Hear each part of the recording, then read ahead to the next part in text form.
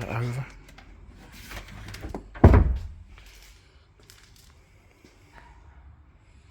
Okay, so to get to that, which is a nice sturdy bed, decided to make them, looking at some on YouTube, out of sort of pine slat beds. One's got 400,000 views, and other pine beds.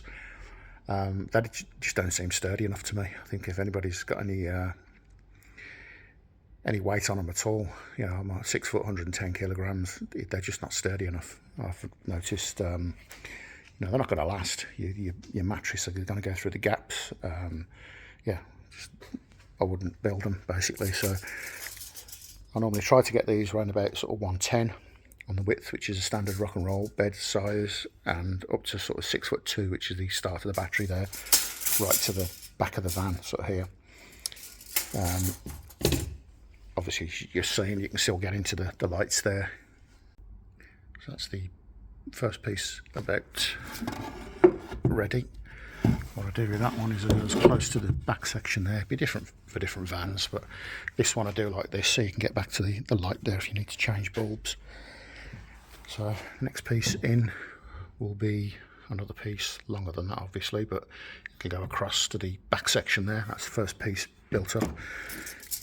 I've cut 8 of these. Obviously this is going to be a constant going back at 32.5 centimeters, and pretty much everything else will be different because I'm going from that line back, which then when the piece is on top, obviously this piece, it'll be 40 centimeters with your two, the piece on top of that for the bed and the piece on top of that, it's coming out at 42, 43, 44, something like that.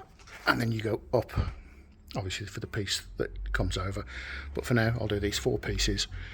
The second one, I think, rests on the arch. The third is freestanding, and the fourth is freestanding. So the first 2 disrupted, obviously, this because of the light. Second one, the wheel arch interferes. And then that's it. I'll put the top section on then, and then that'll be ready to paint with the top section on and bring it in and secure it, and everything else can be done from the building from the top basically. And that's the front section in. So obviously, yeah, divide that by 3 for the other points. Yeah, worked perfect. I kind of remember using that method before. So it's just the last piece from here now, then the top will be ready to cut. Actually, the other one piece I did, just took the corner off that to get this bit a bit further back. Again, at the back of vans, you can do different methods, but this should work in any camper van.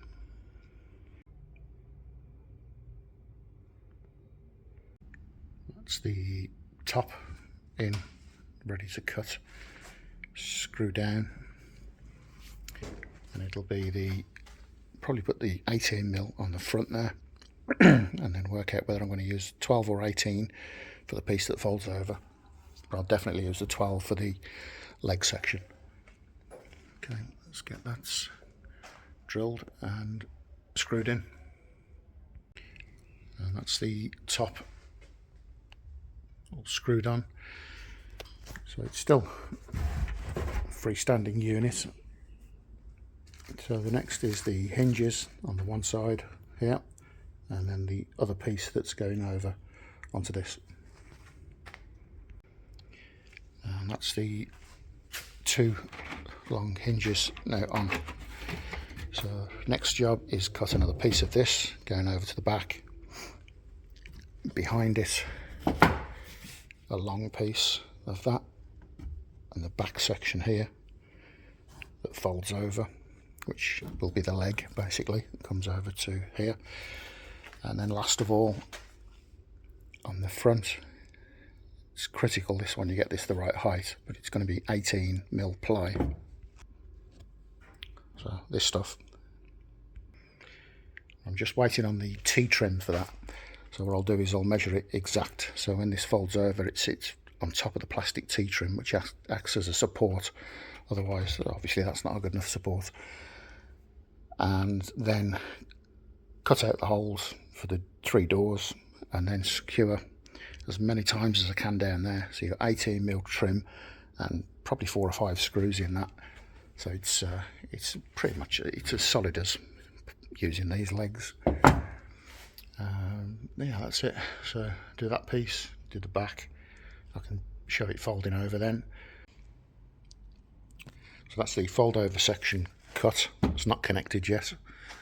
The piece at the back, I've cut that to 140, which is the measurement from here to here, so it's the same when it folds over. So piece across the back there, screwed in from on the side here. Then I've marked it and marked the front as to where I can put the front screws through without hitting the screws from under the underside.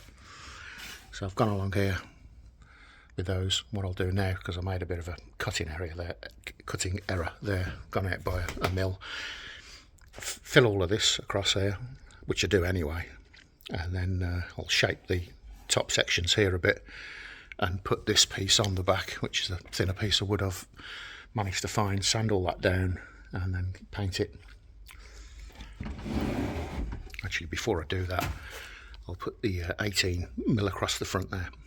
So I'll finish this off, connect it, just basically to the way it works without the 18mm there. So what I do next is put a scrap piece of wood against this section here at the height where this needs to go in here, just to line it up so I can screw the long hinges, piano hinges in there. I'll do that and then I'll cut the 18mm for the lower section across there.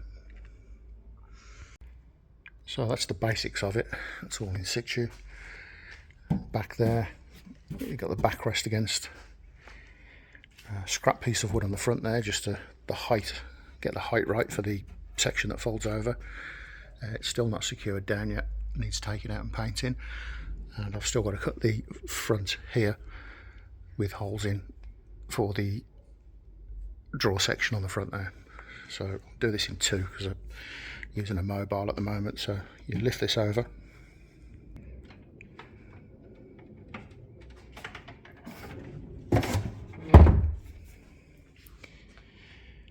and there you have it.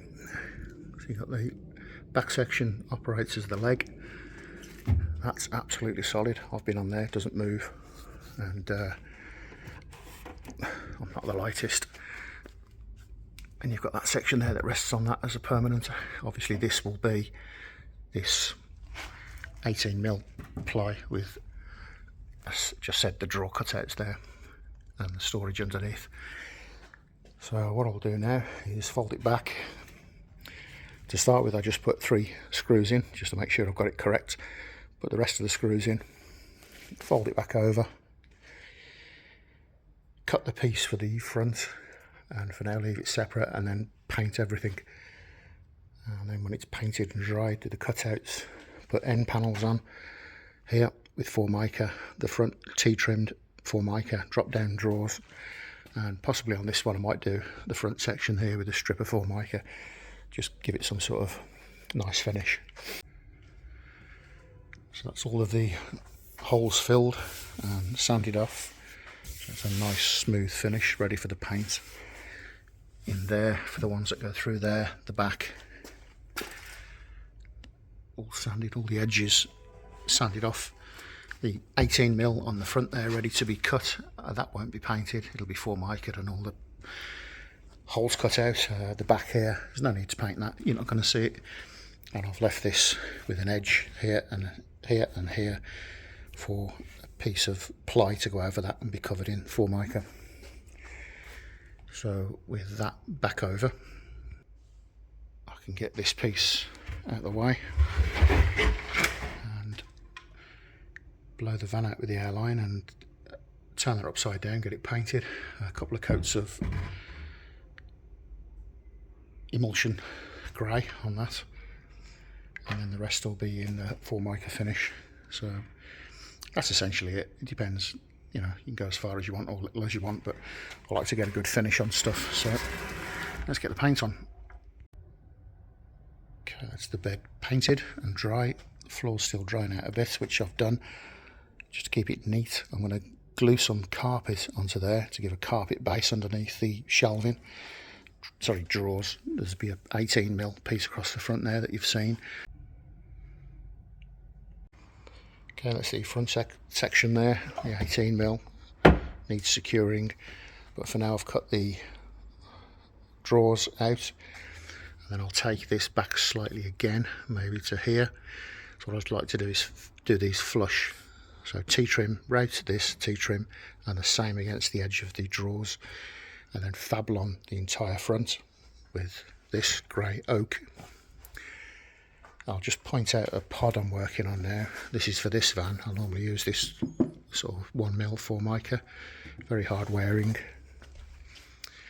which will be ideal at the front there. This pod's going there. Anyway, that's nothing to do with the bed. But the beauty of with this stuff, if you mark it, cut it, you can just take it off and put another piece on. So I'll get that done. Get the T-trim across the front, down here, end panel on, this Fablon on that. The carpet inside, and it just gives a nice finish. I've got the foam on the way from, I think it was GB foam, next day delivery, and I've ordered the fabric for the foam. So anyway, let's get back to getting that done. So the next video will be the kitchen pod in, finishing the bed off, cutting the foam fabric on. I've got some grey fabric too on there, the end piece, basically just finishing off the van, wiring in the lights, LEDs. I'll have videos of this van build up to now, and hopefully within 4 or 5 days after this van will be ready for sale on eBay and Auto Trader. Thanks for watching.